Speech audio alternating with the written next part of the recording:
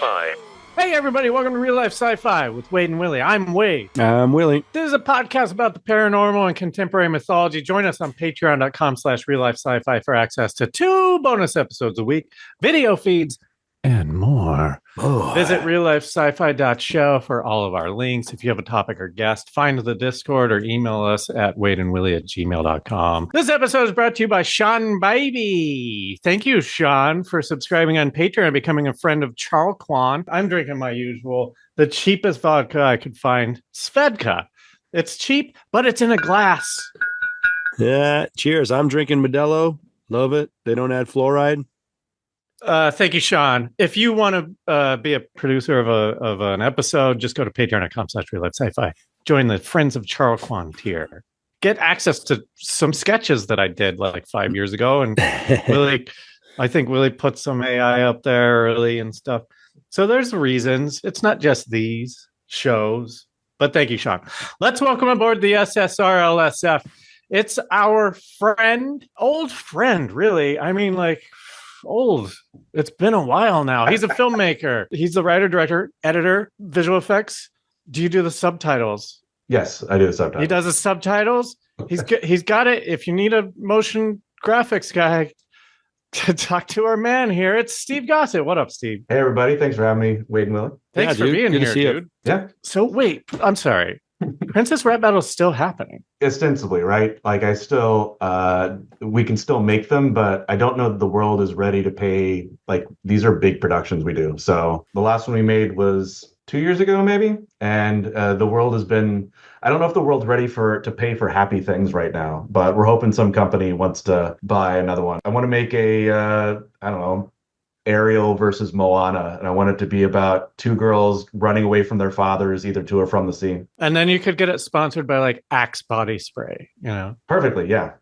Yeah. Honestly, Well, wait. So first of all, I don't know how this world works. Like, so you plan these based on if someone will sponsor something to pay for the budget of the production? a lot of it, like our first couple we were making, and had like big starry-eyed visions of what making YouTube videos could be, and we're like, holy shit, we could get famous, like we could make a lot of money. And we're like, oh, the money's not actually that good. And we were doing these like 30 or 40 person crew SAG productions and like What? full builds, and like we're like really trying to do it as big as we can, as like because originally it was not about making money. It was like, hey, we can make these big bad high quality things. Yeah. And pretty soon it was like we're getting like Loot Crate sponsorships, or we were getting sponsored by like Universal had a movie coming out, so we'll do one for them, or we'll do one for Warner Bros.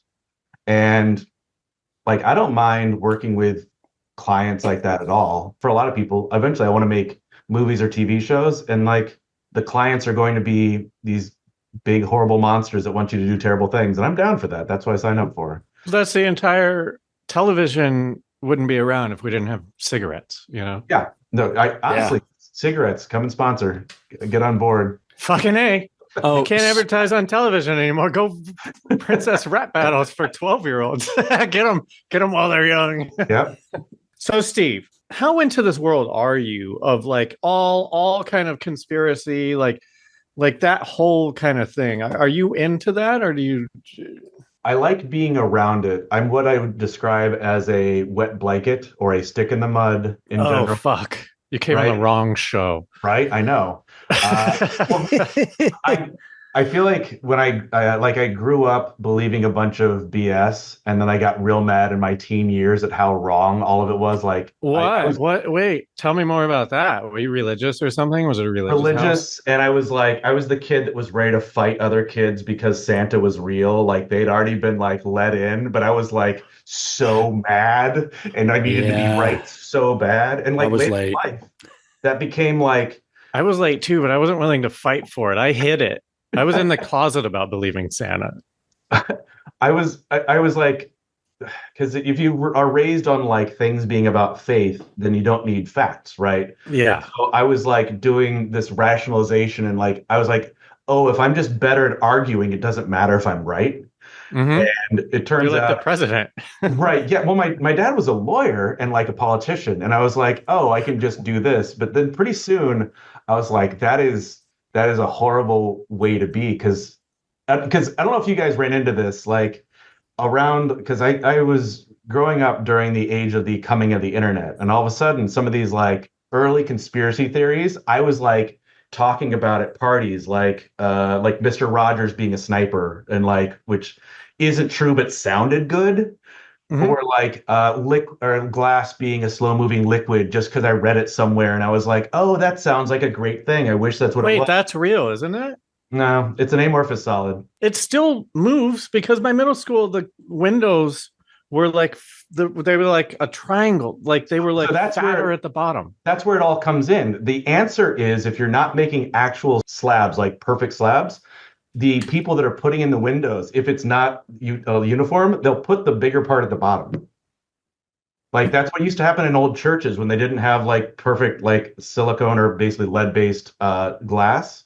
So it was just a fucking shitty window pane, and Yeah. they're like, "This one's wow." Okay. So that's like because I was like telling people all that, and then Right. every once in a while someone would be like, "Hey, you know that's wrong," and it sucks so bad to be wrong that I was like, "Fuck you, I'll never be wrong again." And so I like turned into that like a zealot for truth for a while because I was like, Man, that's such the wrong reaction. The correct reaction is, "Fuck you, narc! You're ruining the party. I'm talking about fun shit here. What are you, the police of windows?" yeah, right. So like that's where I was like, all right, well, I'm in this quest to be right. I realized that to be right more often, I had to admit when I was wrong faster. Yeah, that's Uh, smart. I'm not like a complete stick in the mud because I actually am somebody who loves science and the like the big world. Like I took extra astronomy classes and mythology classes in college just because I fucking love that stuff. Yeah. Okay. So okay. Yeah, I get it. I get it. But you never like dove into like Bigfoot or anything like that. There's a lot of what to believe back in the day, and like there still is like if we can get evidence for it, I'm in for it. But like Hmm. Bigfoot's one of those that I'm like, oh, that's I get why people believed in it, but I'm the old film of it and like the story behind the actual like Occam's razor, where I'm way more into the it's very likely that this was just like a good prank, like crop circles. So when the crop circles were debunked, Yeah. you were like, okay, that makes sense because it's there's stuff to it, man, that like is still Well, weird. I agree there's still a bunch of weird stuff. And like, I'm not saying that everything has an explanation. There's tons of things that we don't have explanations for, but we've gotten better at explaining things. And I don't have to imagine that like I prayed for something and God turned on a machine during industrial attack class when I Well, let knew me ask you it this turned before we get on. into because you said pray. Are you still religious? No. What was the kind of thing? Was it just becoming a teen and going like fuck church? I don't want to do that. No, I think it actually took me longer to come around to it. Part of like church indoctrination is it teaches Right. you It's to be like powerful. distrustful of everybody, but you're not allowed to put the magnifying glass on your church. Yeah, no Yeah, questioning. yeah. So I got stuck in that, and when I was around 20, my mom passed away, and she passed away really believing. And it made it so like I couldn't even look at it in any real capacity for many years after that. It took a long time. When I finally had to like, I don't know, it was one of those times where I didn't have a job and I had like enough time to like really think about it and figure it out. Had already moved out to LA. It was hard because like again, being wrong or like God, believing something for so long and then like it's painful to have to like go back on that in the same way that, you know, anybody having to like reverse or being wrong, like it hurts. So but yeah, that was I Well, but here's what I want to ask about though, sure. because prayer, there's been studies that say it works. Well, maybe hang on, maybe let me just do the wow scale. Wow scale. The wow scale stands for Wade or Willie. It's a 5-question quiz. At the end of the quiz, I'll give you a score anywhere between 0 and 5. If you're more of a 0, you're more of a Wade. If you're more of a 5, you're more of a Willie. Are you ready to be Wade on the wow scale? Absolutely. First question, 3-parter. Do you believe in aliens? If so, have they visited Earth? If so, have they visited Earth in the last 300 years? I believe that aliens are statistically very probable within the universe, within the breadth of all of it. Extraterrestrial life, I believe, is incredibly probable. I do not believe that they have visited Earth or visited us recently. Ghosts. I don't believe in ghosts. I used to. Believed in demons and angels and ghosts and holy ghosts and Do you put that in? Or you put the ghost thing into the religious stuff? oh yeah. Okay. Bigfoot, you said no. You just want to No. say no, or do you have more to say about it? I no, but I think it's kind of great. Like I was more of a Loch Ness monster type, because I really love dinosaurs.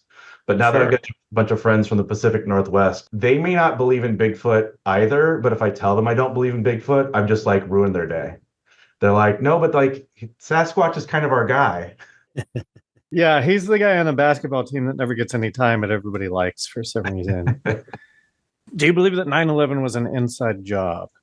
Well, starting, I believe it happened.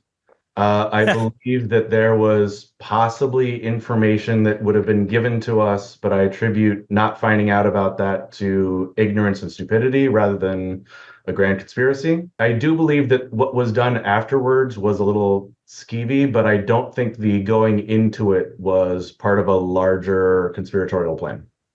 Okay, that's a no, man. Fifth question. The multiverse. Do you think that there's a future where we could travel in between dimensions and universes? So this is like bubble universe, multiverse theory, like the membrane multiverse theory.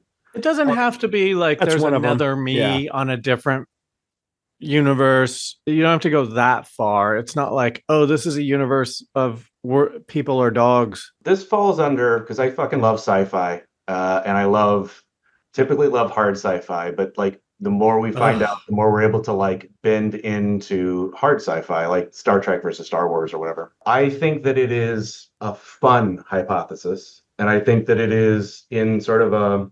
You guys know the Russell's teapot? I don't really. I don't think so. Bertrand Russell was a philosopher. I don't know. Oh, well, I've heard of that.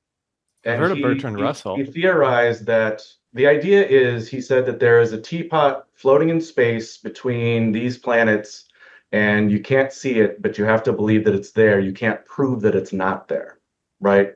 But the idea behind the Russell's teapot theorem is if you're making outlandish claims, it's not that you can't prove that it can't happen. Like right now, the multiverse theory, we can't prove that that's not real, but there's not, as far as I've seen, evidence for it. So it's in a fun, fantastical, I don't mind people looking into it. If we see evidence for it, it'll go from fantasy to science immediately. So yeah, it's a nice gray area between fiction and reality. It's kind of like when you hear people talk about black holes. I'm like, this is all theoretical. Just because it works on paper doesn't mean that that's the actual way that it works. But we have a lot of evidence about black holes. Yeah. I do love, and I like that there's even like within our lifetimes, we have more information about black holes. And we've got people researching simulation stuff. We've got like, I used to like participate in the like SETI stuff, trying to like the search for extraterrestrial life. And we're like looking through, like you could set your computer up to be part of the like mass like SETI thing to try to like interpret radio signals or whatever. Because I think that like the search for it is fine and good. Like a lot of times it doesn't always have like the best scientists behind it, but some of them are. And like that's how you're going to look for evidence. So, okay, you're a straight up zero. Congratulations. So am I. Yeah, it just sounds like you're like prove it sort of guy, right? You're never like no, that doesn't exist. You're like, well, you're agnostic. What's more important is if you can talk about the possibilities of the things that we can't prove. I love those areas, especially like for the religion part that I grew up in. Are you guys familiar with the concept of the God of the gaps? No. I've heard that. I can't remember it, but I've heard. So like early man couldn't figure the fuck out like any of these phenomena, like rainbows or death or anything. And so any place, and this is not strictly, but the idea behind this God of the gaps theory is anything that you couldn't explain, that's where God was, right? Like God was responsible for the thing. Like, I don't understand what happens. We have sex and then there's a baby. I don't get it. And like all of a sudden we're like, okay, we understand this. And so the God of the gaps was filling in all this blank for information that humans didn't have, because we're like, we need God to explain these things. And that like over time, the more we know, the fewer gaps God can live in the same way that like I'm sure that cell phones have like reduced certain things, like certain phenomena that was happening a lot or like reported happening. as soon as we have cameras out there, there's not as many of certain things. We're like, well, that one's not as good. Like we've got that covered. Yeah. Is that why Nietzsche said God is dead? Because there's fewer and fewer gaps? Is that what he was talking about? What was he talking about? He's actually part of the, like, talking about the stop gaps in knowledge is part of, like, that was actually Nietzsche was part of this, like, lineage for this theory about, and again, it's not like strictly the God of the Bible is this God of the gaps, but this, like, the stuff we don't know, there's very few things theoretically that are unknowable, right? And we get better and better about discovering these things. And some of the stuff, like, look, there's certain, I don't know, UFO type stuff that you're like, hey, there's a real fucking thing that this was. Or there's, like, we're discovering other things like, oh, like, we have a better and better understanding of, like, Aurora Borealis and other, like, things like that we just... Comets, Comet stuff is, like, that's great, especially because, like, a lot of the observable stuff doesn't always come, like, are we going to live long enough to see Halley's Comet again? I assume you guys are about my age. I saw it. When does it come around again? 84 is when it came by last, I think. And it's every 87 years, I think. 75? I thought it was 75 years. You might be right. I was a little kid. I remember I probably saw it. I don't care. I don't care if I saw it or not. Honestly. I knew my great-grandpa lived through both of them. I don't think he saw either one, but I was like, oh, that's cool. I like that. You're old as fuck, Grandpa. You probably drove a Model T. All right. Well, hey, let's get into one of these fucking topics. Willie, hit us with it. Tonight on Real Life Sci-Fi, could plasma or plasmoids be conscious? Plasma, the fourth state of matter, but actually the first state of matter in the universe, if you believe in the Big Bang Theory. It exhibits self-organization. It supports nonlinear dynamics reminiscent of neural networks. Does consciousness need biological tissue? Grab a drink and join us as we explore if the sun could be alive tonight on Real Life Sci-Fi. I like how since you started using ChatGPT to write these, it always says grab a drink at the end. Oh, no.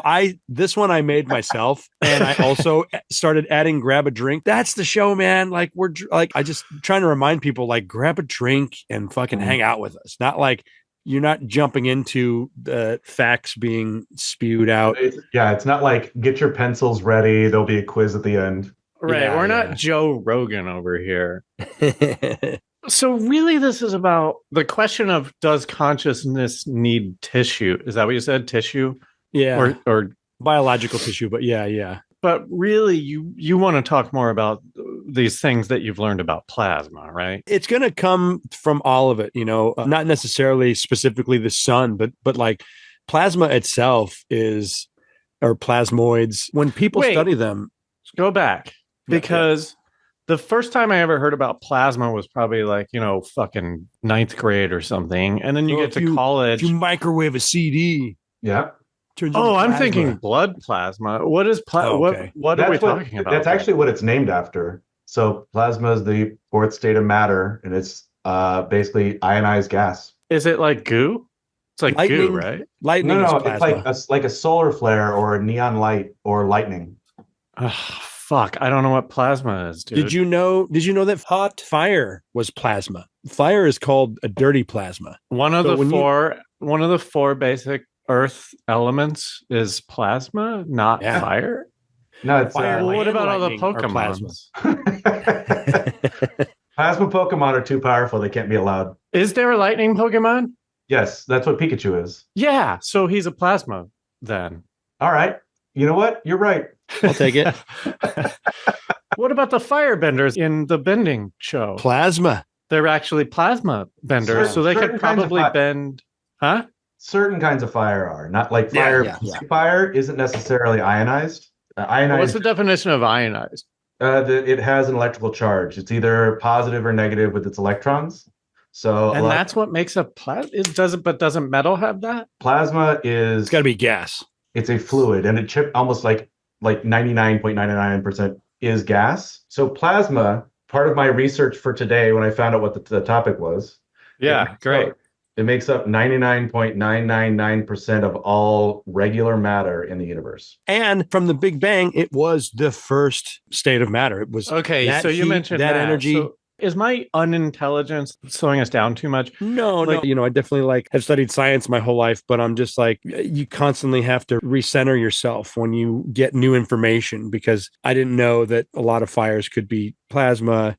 I knew there was plasma in the sun, but plasma is a kind of a new thing, because we just are within the last, I'd say 20 years, have the mainstream science identifying plasma as it being everywhere. It's always oh, it's not really on Earth, but it's the ionosphere, because it's charged particles around the Earth, and it's actually the space between the planets also. Yeah. Again, here's another thing worth noting. I studied today. I was I need a refresher, because I haven't done some of the stuff, because I was I love to appear smart. I apologize. It's something that it's part of who I am, but I can't do that without re-updating, because I was holy shit, I took classes on this, but I haven't looked at this in the last 10 years. Okay, but here's what I don't like. Here's what I don't like about what we've said so far. Plasma is everything. Yep. So space is plasma? Well, because there's solar wind there, and it has a low level, it's not nothing, right? There's stuff there within that. Yeah, I don't like it. This just sounds like a definition of this sounds like the gap god. This sounds like we don't know what it is. So well, I'm glad you said that, because I really feel like the gap of science and our understanding of the universe, the gap is consciousness. Anything that we don't understand, it has to do with consciousness. And that's why it's easy to be oh, if you look at the way neural networks work, plasma has way quicker electricity than how neural networks work. So if the sun were a brain, it would be a billion times more efficient than any brain we've ever seen. I mean, I would be happy to talk about star brains, because when you said the plasmoid, which is for when I looked it up today, so plasma, by one of the things about it is because of its the ions and what makes it up, it not only conducts electricity very well, but it's super susceptible to magnetic fields.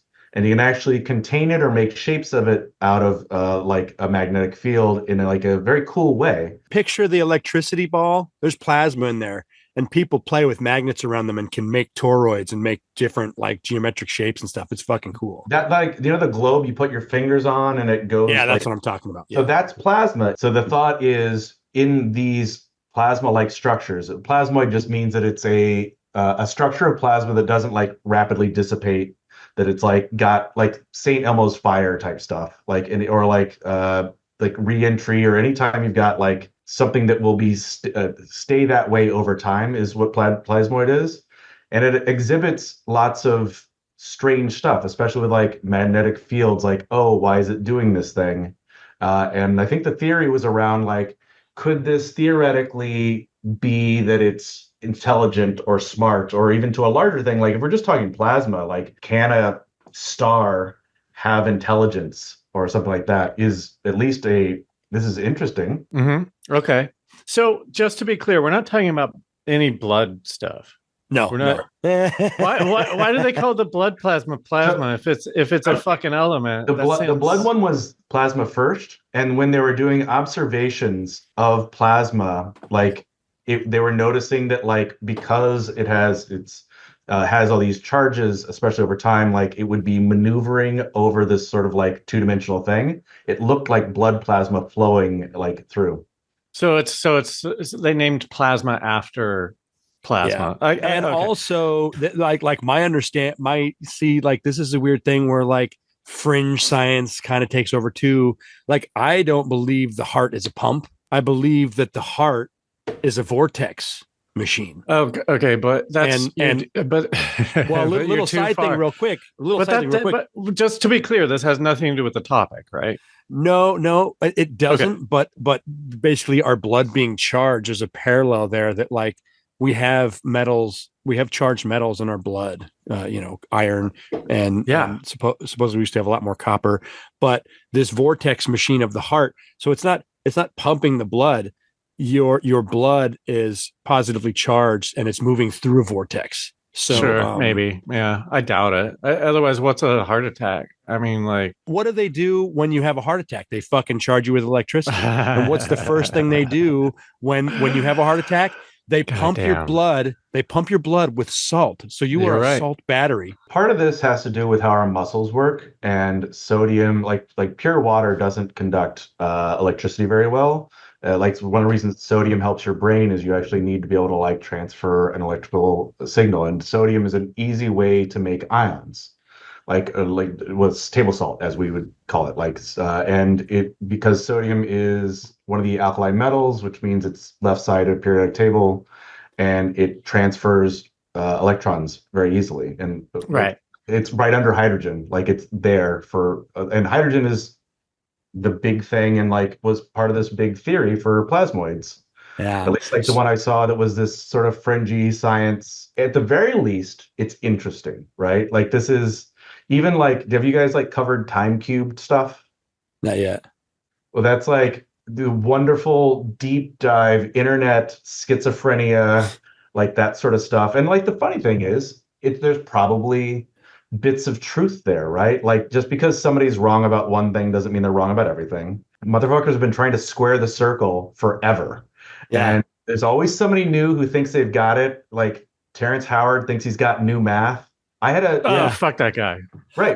But it's worth listening to because it is not. If you want to fill your brain with a bunch of nonsense from another human who knows nothing more than you do, he's just sat around. Dude, his little drone that flies has got a new technology that I'm like really impressed with. No, it does not have a new technology. There is no way this motherfucker has a new technology. This guy, he's got patents. Like he's legit. I'm sure he has patents. I could get a patent. I'll just draw some weird fucking shit that hasn't been invented yet that means nothing. I'll get a patent. But I was just so happy. I didn't even plan on this. I was so happy to bring up the heart stuff because I'm like, I think we are a battery. I used to have a lot of back pain. I know that I work less, but I'm like, listen, I'm with you on that. But I want to get to the actual plasma shit. I do start my day with sucking on salt, but let's rock. Plasmoids is just a small version because they've seen plasmoids like do things where it looks like it made a turn. It looks like they've made decisions, and plasma too. Let me cut you off just for this question. We've seen cells do stuff like that, but is that part of the question almost? Because you know that there's like, how do I even say this? Like, you know that there's kind of like life in a cell, and so it's looking for other. Yeah, I mean, it is the building block. You need those building blocks to create what our definition of consciousness is right now. You know, to be able to have a brain that is self-aware, you have to have all the little parts that make that up. And it's not just that, but when you see... let me focus it. So we've seen cells move around on like microscope slides or whatever. They seem to have their own, right? They move without, they're just like fucking... Yeah, they got programming basically. Yeah. So is the argument that plasma is like a bigger version of that? So is it plasmoid? The idea behind this was, it's a couple guys. One guy was an energy baron, and another guy was one of the random long-haired, wonderful thinking scientists that wanted to like have everything come together. Everybody's been looking for the grand unification theory for years and years in science. One theory, it'll never happen, but they're trying to get the credit. Yeah. So this is the plasmoid unification theory, which was almost everything that we can't explain might be a plasmoid. Because, for example, if it's lightning or like high atmosphere lights that you'll see that you can't explain is often plasma. And they're like, what if plasma explained everything, right? At least a little bit of it. Like, what if it was conscious? What if it was all the UFOs? What if it was intelligent and like at a higher level was like in charge of these sort of things? And like higher frequency of dimension. And yeah. So when I was looking at it, I was like, look, there's like a few people involved in this. I was like going in incognito mode because I didn't want to go to any Joe Rogan stuff. But like I looked at a little bit of because one of the guys is talking about some infinite energy stuff, like breaking rules of thermodynamics, those kind of guys have been around for a long time. And he was talking about how plasma is going to solve that. And the other guy was talking about like there's the thought of, wouldn't it be great if there was life as we don't know it that is explained by, if we can't explain the behavior of this like gas, wouldn't it be great if it was intelligent? We're anthropomorphizing it. They fucking call it It's a category error. It's where because we're trying to search for meaning in everything we see, we'll occasionally miscategorize something. Like I'm assuming, right, that like this plasma is doing something we don't understand with magnetic. Yeah, it's like dark matter. Oh, we don't know what that is, but there's something there. It's dark matter. But the Dark energy? miscategorization is like, oh, maybe this is, like the spirit of my grandfather making this plasmoid do something. Like that's a category error of like, oh, I'm trying to associate something Yeah. that we don't have the evidence for. But it's also part of the human experience that we're trying to, how we learn is we try to make associations that even aren't there. And that's when I looked at that, that's what I got from the plasmoid unification theory, that like, because we can't explain it, what if it was XYZ, even though there's no evidence for it? And it felt like wouldn't it be great? Yeah, no, listen, I understand that. And I love this topic because I get to snowball things that weren't big enough to be topics. I like it. One of them being there's people out there talking about how they think, and this ties in, I'm not like just going off on a tangent, that planets were born inside of the sun. And the reason being this is instead of just gas coalescing, and our planet definition is based on us clearing the space around the sun. So like Pluto lost its definition of a planet because it has not cleared its space, and it's a binary. What do you mean thing. cleared its space? What is that? So like all of the asteroids and meteors and all the things around the Earth along our path have been sucked into the Earth because we're big enough to have the gravity to not have anything in our way. And Pluto doesn't do that. No. Yeah, it's one of the Kuiper objects. We have bigger moons in our solar system than Pluto by a lot. Yeah, like our moon's bigger. Our moon's about the same size as Pluto. They're very close. Ganymede, Titan. Like our moon is the 5th largest in our solar system. Okay, go back to this that they were born in the sun. So one idea is that, and they've done this with plasma, where they've made little plasma balls and it started shooting out little things. Let's just say we don't actually. All of our science about the sun, we've observed a bunch of things, could be a little wrong. All of the planets were born inside of it because it's just fucking shit going on, plasma floating around, spinning around. Right, because the sun isn't a thing, right? It's just like gas. It's just fucking plasma or whatever. So one of the things that happens at the core of a star is like let's say it's just all big hydrogen, right? And we're talking about with the pressure and heat and temperature at the core of a sun or a star, you actually start getting heavier elements. So what will happen is it'll actually go up to theoretically iron. So iron is actually the stopping point that will happen at the core of a star. And it actually, like, these are the sort of things that will eventually cause a supernova. And when there's a supernova, it actually causes, like, all of the gold on Earth, for example, came from a supernova. It is not a naturally occurring thing. It actually was the heart of a star exploding. And it just happens that, like, for the way the atoms combine, it basically just goes up at that level up to a certain point where you're combine. It's just like the one electron, one proton, and sometimes with like too fast, too heavy. Yeah. And so it'll all create this unstable thing. And it's like a solid heart of the star molten, and it explodes into all of the heavier elements that we know all come from that. And that's the Big Bang, right? I mean, so all of these things would have been created at the same time? Extension, long past the Big Bang, as stars were forming and galaxies are forming, they're coming together, and the gravity of a star is what creates this. Just like because it pulls in all the other shit. And so the current model is all the gas is coalescing, and then the middle is just hot, but then all around here, these all are coalescing also and creating planets. The other idea is the sun was bigger and these things were made in here, and as the sun gets smaller, these things kind of shoot out from it. And the proof for that would be that, like, well, everything has the same rotational energy as the sun, as opposed to, I know that, like, there's a couple anomalies in our solar system, but like they've been knocked and flipped and whatnot, but that the rotational energy comes from being made within that. The only point of bringing that up, if you take old texts about gods and whatnot, and you have fun and you apply it to maybe they actually knew how some things were made, then, like, when they say things like, oh, Mars was born from Jupiter and Venus was born from Saturn, these may have been mini stars that actually created these planets. Like within their mythology is a real history. And I know that's crazy and fun on that end. But when you also hear people talk about, and now I'm bringing in crazy stuff, beings of light. There are people talk about interacting with beings of light and different forms of consciousness. What if that was an extension of beings that were part of the brain of the sun? And so it also, and I'll finish shortly after this, but if you take the idea that we are all one consciousness and our existence is stepping away from the collective consciousness to have an experience and learn something and then join the consciousness again, if the sun was the force of that consciousness, and each sun was a different consciousness, each star, and these stars could communicate with each other. Well, I mean, it's just kind of a fun thing that like this sun created consciousness. It's one consciousness. In order to learn, it broke itself off and created these planets that it could break from itself and learn some things and then join the consciousness back again. And it was all just the sun.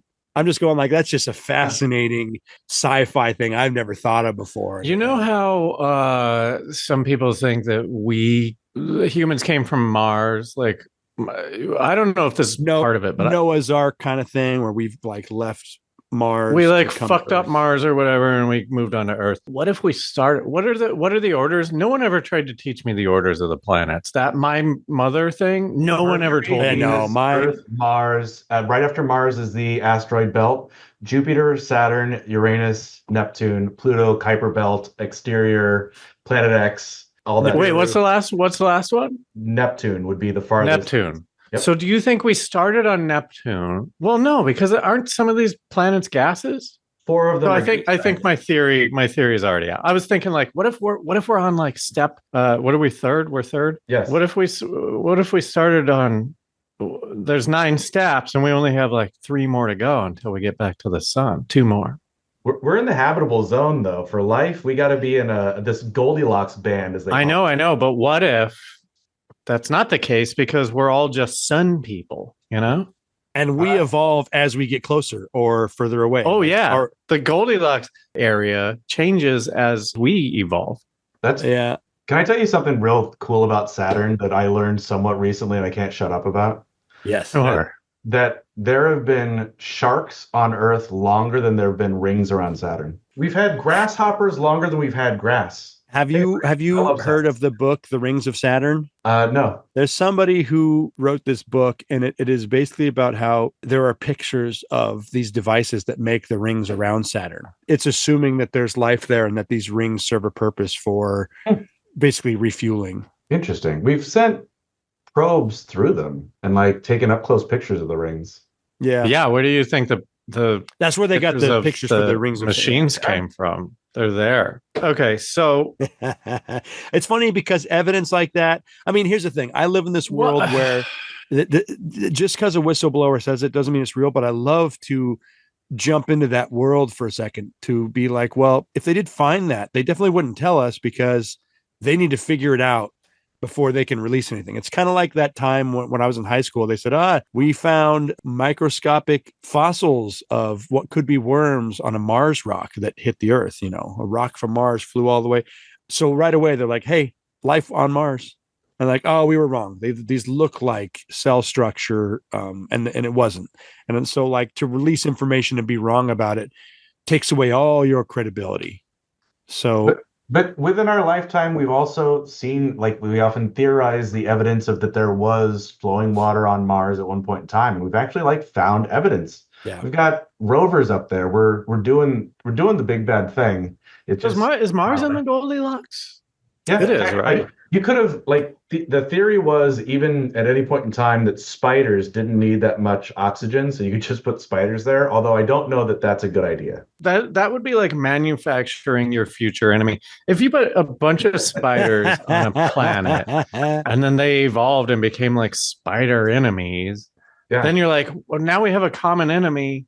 We can unite all of Earth to fight these spiders who nobody likes. Nobody likes spiders. Yeah. It is edge of Goldilocks zone. That's why, like, all of the like the Total Recall, like and the whole terraforming thing, right? So, God, it's so funny. Oh shit! Sorry, I just got an alert for this Nuggets game. It's tight. I was at his 55-point game recently with the Clippers. Oh, you went to that? So That's proud of you. awesome. It's so cool. Yeah, it's the most I've ever seen anybody score in any sport ever, I think. Oh yeah. Were you conscious of it? Because when I'm at a game, a lot of the times I can't really take in the game because I'm like overstimulated by being at the game. I'm only watching Jokic.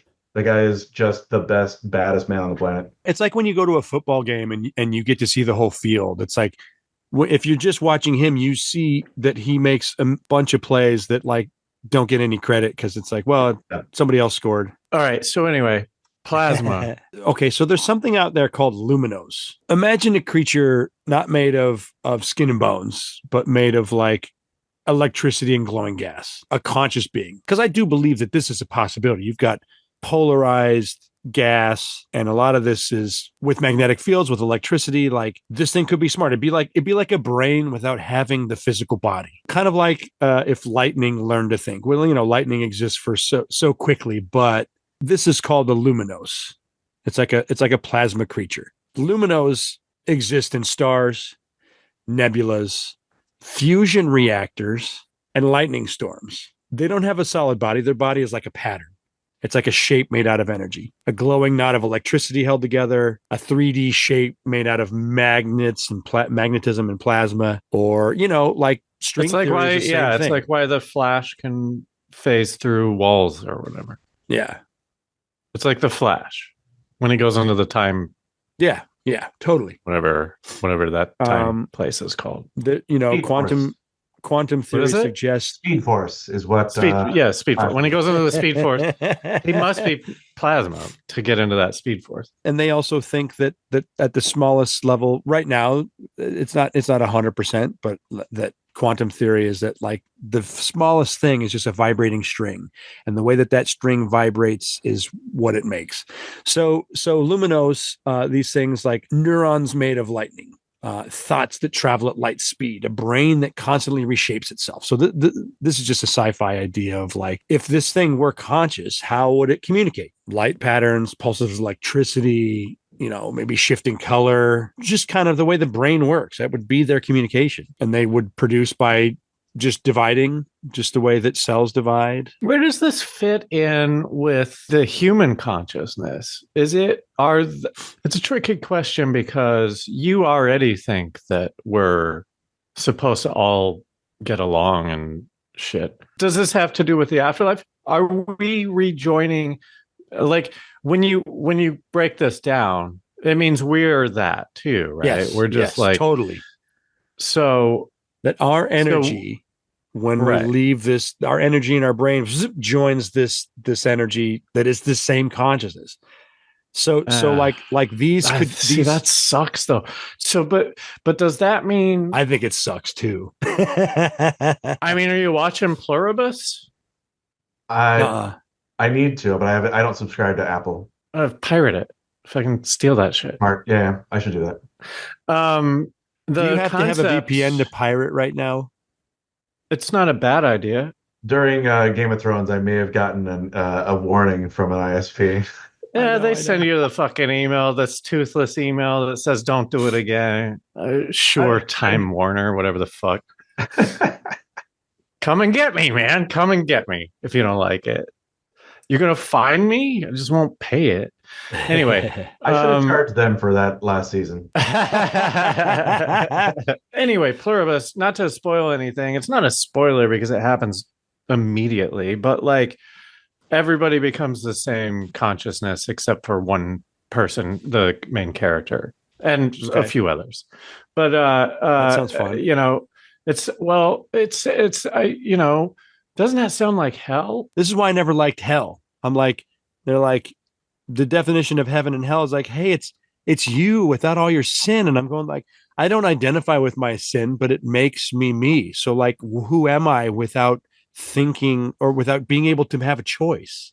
You're taking away my choice. Like, what do you think? But you're not. But you wouldn't even think of it like that because you would still have a choice. It would just be a part of this collective consciousness where you would agree that everything that you're doing is good or whatever, right? Because I was just always a rebel, and in my mind, and I was like, I don't subscribe to joining everyone. Well, but don't you want world peace and shit? You're always talking about if we're going to talk to aliens, we need to get on the same page. And I don't want the easiest world way to do peace. that would be to share Yes. consciousness. I agree. I think that is a great future, but I don't agree with us getting there from our capitalistic and rulers of the world. You know, I'm like, well, you can't join the consciousness of a king because Oh, well, no, it wouldn't be though. You don't join his consciousness. Like We would all be king, right? yeah. well, that's what I'm saying. I'm saying we have to get over the way life works and the life that I want, and that's going to take but civilization.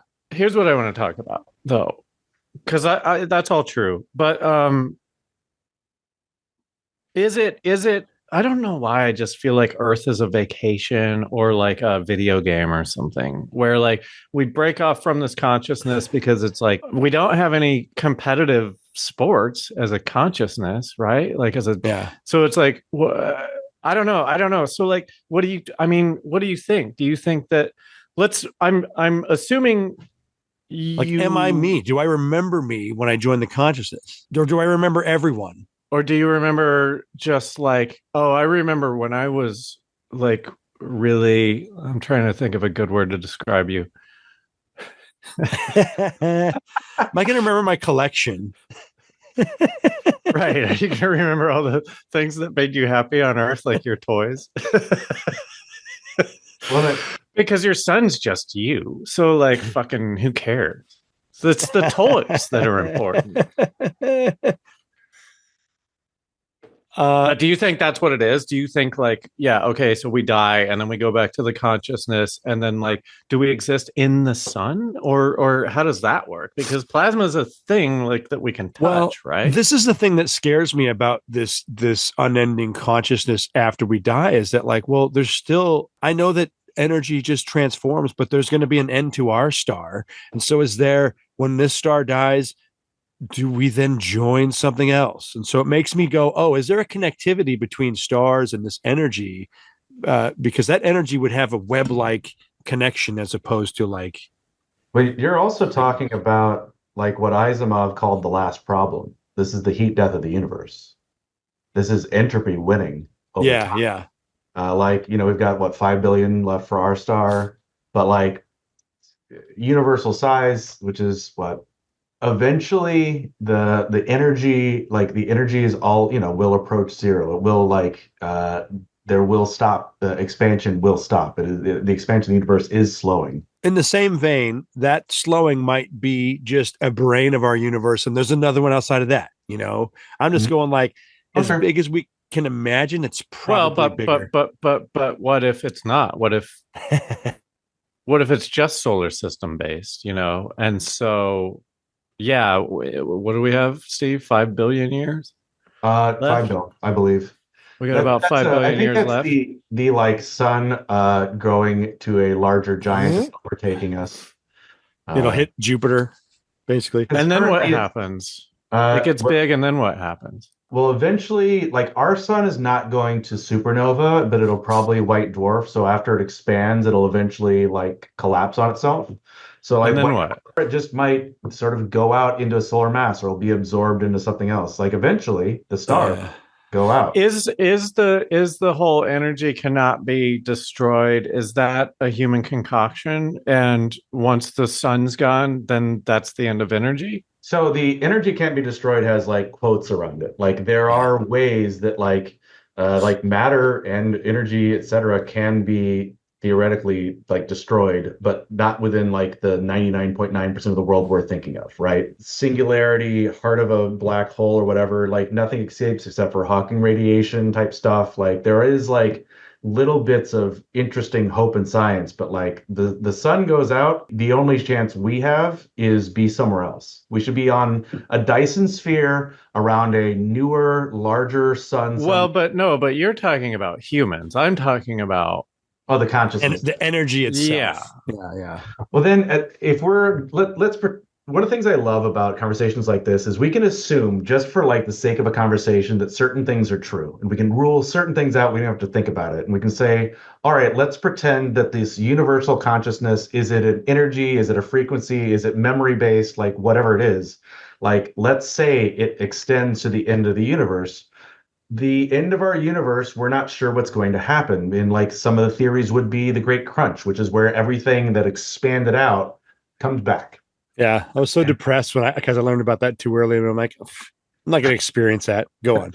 It is, well, because that's one of the things that's depressing about it can almost lead you to nihilism if you think about the actual fucking size of the universe, or like the length of any of this stuff. Like it's like the numbers you can say or write down briefly go really big. I mean, they don't affect Wade. No, I don't understand why that's everyone's not a nihilist. Like none of this has any point. That's a great TV show too. Heaven is experiencing the Great Crunch. Like heaven's real. People went to heaven, and then the universe is collapsing. So where do you go after heaven? Everybody in heaven's scared.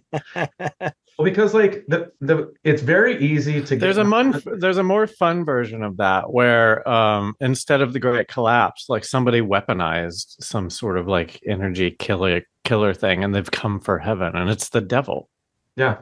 He's been plotting. He's been waiting for this time. And then all of heaven is like, oh fuck, we need to work together. And they haven't used their brains in so long because they've just been playing shuffleboard or whatever. All right, Steve, go on.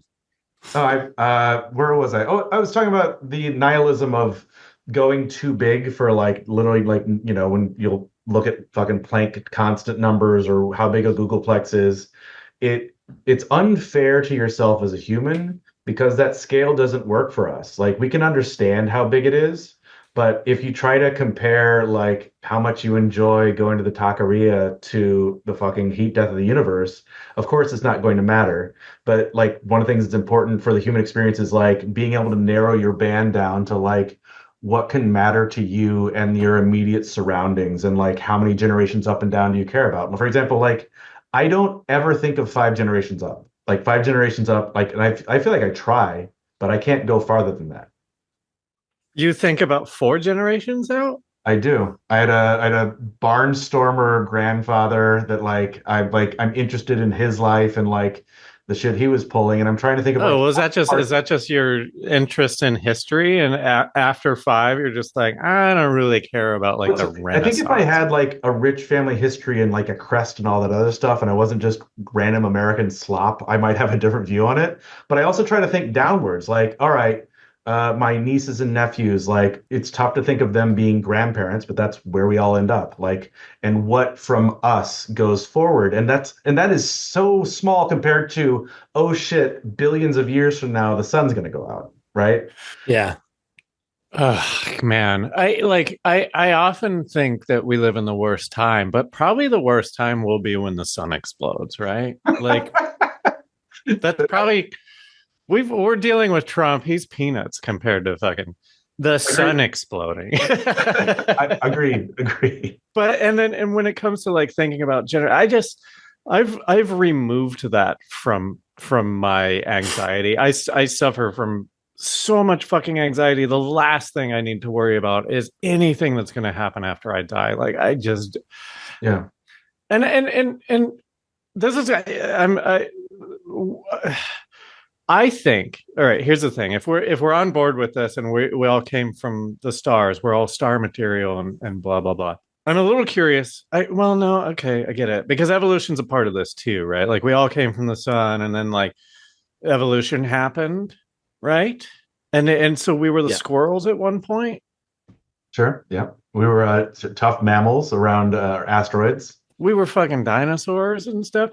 Do you think that we were dinosaurs, or do you think the dinosaurs went back into the sun and they're just waiting for this whole thing to go out? They like rejoin the consciousness and they're like, rah, rah. I mean, I guess that could be like the lizard brain that we talk about. These little things aren't practical at all. They're I could eat them. There's like they are birds. Like that's like part of their Oh my God, evolutionary dude. branch.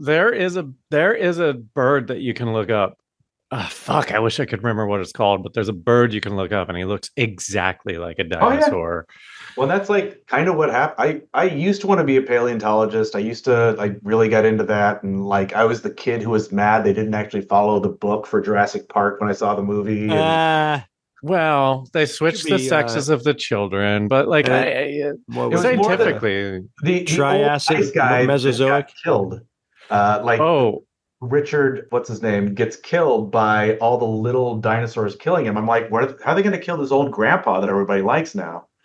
So they like what they did with Adrian. Attenborough. But anyway, that I used to be really into that, and now seeing like even like Earth time, like because we're not even looking at like universe time. We're looking at like just Earth time, and now like sort of just like evolutionary human time. It's wild to think that where we've gotten and how quickly we're moving as far as like certain things scientifically. Like we, it's not that long. We stayed off the ground for a little while, right? And It's Yeah.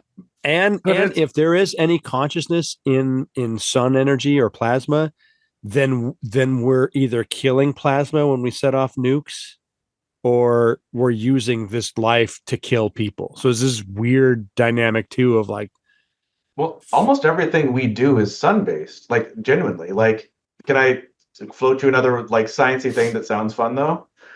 Trees. What makes up trees? Like, so if you plant a tree, where's the treeness from it? Where does the physical mass of the tree come from? The answer, oh, you mean when it pertains to energy, you mean? kind of. It trees come from air. It doesn't come from the ground. Like trees that grow, they're a carbon-based life form, and they get it through photosynthesis from the sun, from carbon dioxide. That's why we want to breathe for plants and why they spit out oxygen. They take the carbon from it. And so a tree, it's not sucking the minerals out of the ground to grow. It's actually taking it from the air. And if you take a log and you like light it on fire, you're re-releasing like solar energy in some sort of weird cyclical way that you're like that's part of what like part of a big bad cycle, but like the sun is responsible for all that and all life we have here on I the mean, planet. that's a great point because they're taking energy from the sun and making themselves grow. Yep. yeah. So So I'm going like, yeah, this brown stargazing might have some validity to it. The perineum sunning.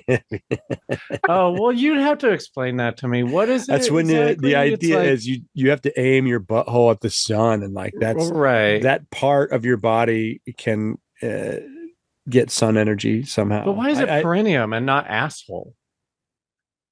right. They I know. just they couldn't think of a nice name for the butthole. They're like, we can't say butt, we can't say hole at all. And look, What's near Uranus is there? already taken.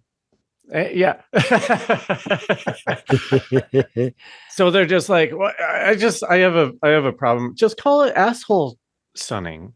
Oh, dude, I like Perenne- mine the best. Brown What's yours? stargazing. Oh, it's anything. It makes me think of shit. I don't like brown. You know how Trump is calling her what's her fucking name? Marjorie Marjorie Taylor MTG. Brown or whatever. Green, yeah. Well, no, he's calling her brown because grass dies when it turns brown, or he's whatever. It's just like even your nicknames are getting fucking mental, man. Like get it together. What's the opposite of green? Green is good. I guess brown is bad. You fucking Hey, poopy face. yeah. We live in a dumb timeline, man. So do you think? Well, it's okay, but our sun's not exploding yet. So Yeah, no, we got time. count your blessings. No. Chickens. Trees. So everything. It's all part of the consciousness. It's all really like to go back to the plasma sun. We all came from the sun. I think we solved it. We all come from the sun. I don't know why we're here or whatever. Do you think that what we're doing right now is finding new ways to enrich our consciousness by by like being people and squirrels and dogs and cats. Like, do you think when a cat consciousness, when my little Ollie over here dies and goes back into the consciousness, is she researching, or is this all right? just a side effect? I try to go the microcosm of the sun being conscious energy to my body.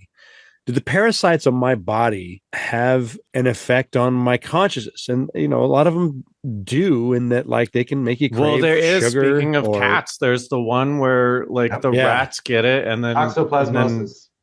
Yeah, but that's mostly about like, I don't know that it fucks up your consciousness. It fucks up your Well, I'm just saying, like the small little parts of me. Right. Do they? If they were conscious, I'm not aware of their consciousness. But are they raising mine? Or are they bringing information to me? When somebody like has a dream that something's wrong and they're right about it, like, did their body tell them that? Or did they just get lucky? Or is it fucking crazy? Well, shit. And now like think about like psychics, if you believe in that or not. Like, there's a lot of people who believe in psychics, right? Because a lot of people think that they have it. Well, there's like apophenia. It's the human. It's pronounced Aquafina. She's a big star. She's a big star. Apophenia is when humans find patterns where there isn't. Part of what we do is that. Sometimes it comes out as like wanting there to be explanations for a dream that, like all the dreams you have or all that other stuff. And I'm not saying that's like the end all be all, but it happens all the fucking time. And it's like, sometimes the explanation is we were looking for a reason for a phenomenon, and that's some of this, like the plasma stuff when I looked at it today, it would be like trying to judge your life based on tea leaves or the contrails coming off of a plane. Like that's kind of what plasmoids are. Like it's like a shape that is there for a brief period of time. And if it ever loses its energy, it turns back into atoms because it's like it's ions that are separated. But Mark Ruffalo had a dream that he had a tumor, and then he was right, and they got rid of it. Was it a brain tumor? Yeah. Uh-huh. Well, there you go. If it were like a stomach tumor, but it's in his brain. So like synapses are going, oh, what the fuck? Let's give him a dream. Let's give him a dream. No, I think I'm on your side here, but the way I'm not is because if it were a stomach tumor or a lung tumor, he wouldn't have had that, right? Because it's not in his brain. I do think that our subconscious is much smarter than we give it credit for. I think it's always working. And I think that it is actually picking up stuff that we are not conscious that we're seeing. Like, the thing where you're like, all of a sudden you start humming a song and you can't figure out why. And you go back synaptically to figure out how you got to that point. And you realize there's background processing happening. And it was working on it the whole time. You can't figure out how you got 10 miles down the road driving, but you were there the whole time and your brain was processing stuff. I think that sometimes our subconscious doesn't have a chance to talk to us.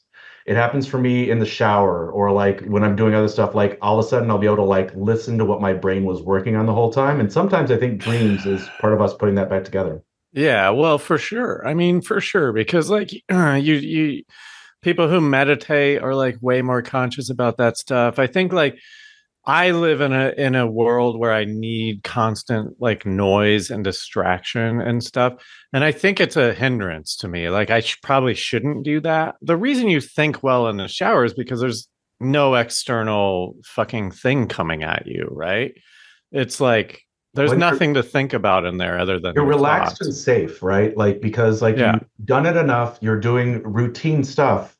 Fucking apparently Sorkin, when he's really writing, does 3 showers a day, motherfucker. But Sorkin, but he has one of those showers where he walks in and sits down.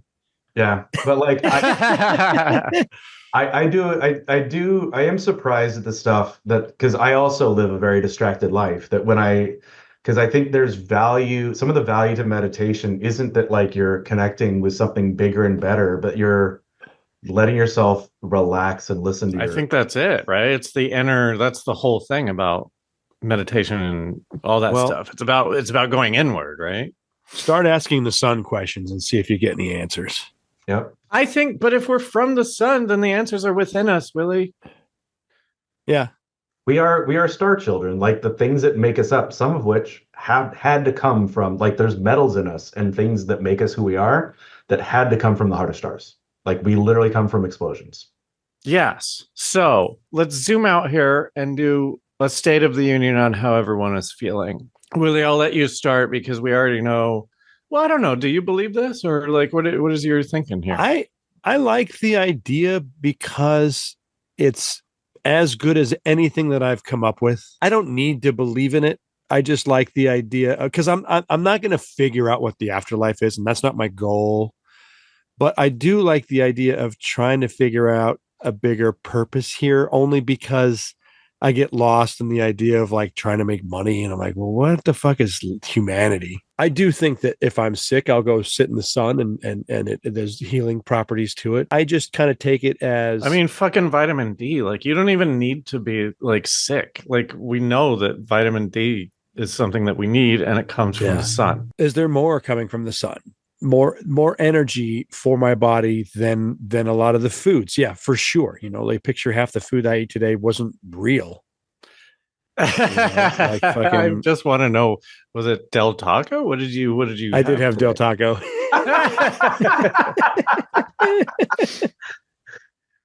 That's I'm going, you know, maybe the beans had something in it, but probably not, you know. Yeah, maybe the beans. Best bet is the beans. Maybe the lettuce. All the crops there were from the sun, man. Like the tortilla. Right. Like this is but they're bastardized. They're processed. Corporations. They've taken all the life out of them. But what if they haven't, Willie? What if processing cannot remove the thing that you really need, which is like the energy that comes from the sun? Yeah, I'm into that because my poops are big. Okay. I don't know. I am excited to take this information and then reevaluate people that have had past life experience, or you know, have died and come back to life. So you're putting this in your holster. You're going like this can be weaponized for later when something else comes up. I can tie these two together. I dig it. Okay, Steve, what do you think? First off, thank you for having me on this, because there's very few opportunities we have to I got to brush up on stuff. Like I got to look back, and because it's very easy to be like, no, I'm such and such age, I've got this figured out. Like we often need to look back at stuff and make sure or learn a new thing, or again, the chances you have to be wrong. Like I got to look a bunch of stuff up. I don't like the people that are sort of what I consider the bad actors in this, like people that are trying to push actual junk science. I think there's a bunch of cool science behind what could be here, and keeping an open mind about the possibilities while not trying to make a hypothesis fit what you want it to be. I'm totally into.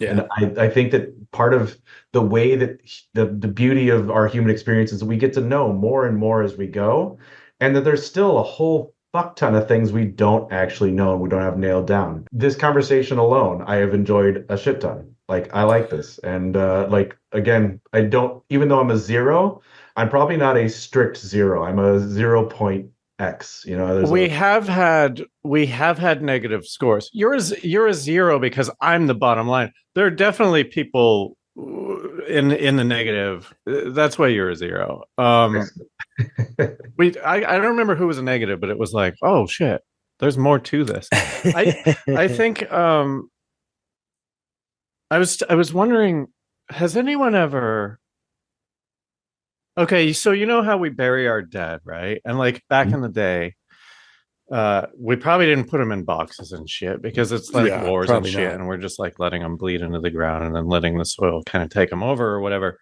Has anyone ever, this is a good, if you could get the funding for this, if you're some morbid scientist, you're some kind of Frankenstein guy, if you could dissect the person and keep all the organs intact, this would have to be a healthy 13-year-old. I don't know why 13, but just long enough to have not done damage to your body. I'm imagining this 13-year-old didn't smoke a lot of cigarettes or drink a lot of booze. So she died in a car wreck or whatever. And then you take all of her organs and just plant them. Has anyone ever done that? Just planted a bunch of organs and seen if anything grew?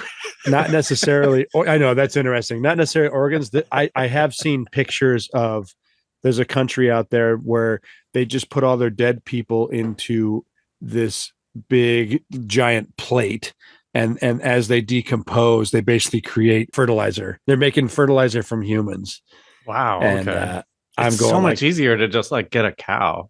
Yeah. yeah, right. But the decomposition helps if you do it, not just bury them, you know. I'm sure it Like, does, but in it probably Mongolia, also smells bad. they do like open air. They like want people to be torn apart by birds and animals, so they like do open air. So that they so that they go back into the ecosystem. Man, yeah, it's crazy. I mean, like, I don't mind that. I mean, I don't mind it. I don't ever want to be around it. Yeah, and then seeing the pictures, I was like, oh, you could see the shapes of people. I was like, well, oh, let's say your mom dies, and they're like, okay, you could spend 20 grand to get a casket and put her in the ground, or you could throw her out there and have the birds eat her. And then also cremation, free. you're wasting a lot of energy to cremate someone, you know. So like, yeah, feed some animals.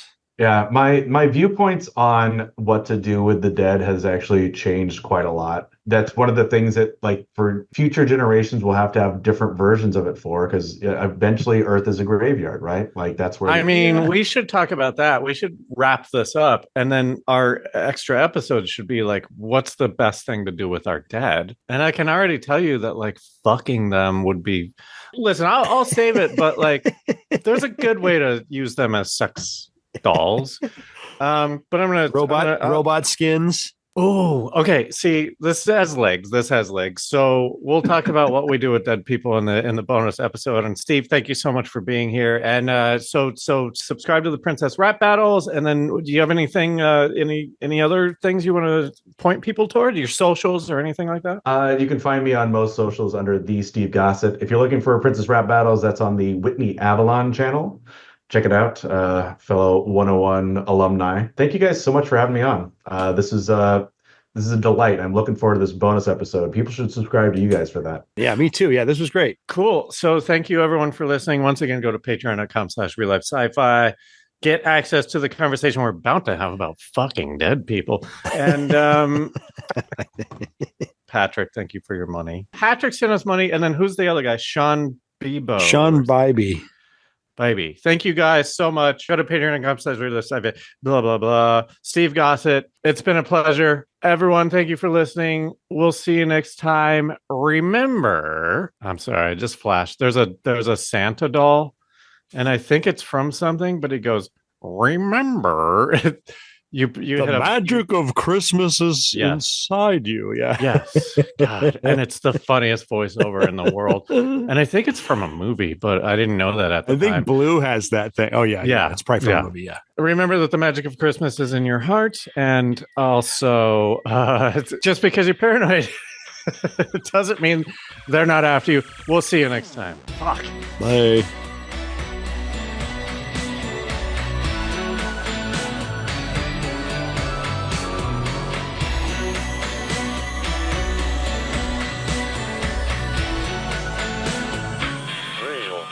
Sci-Fi.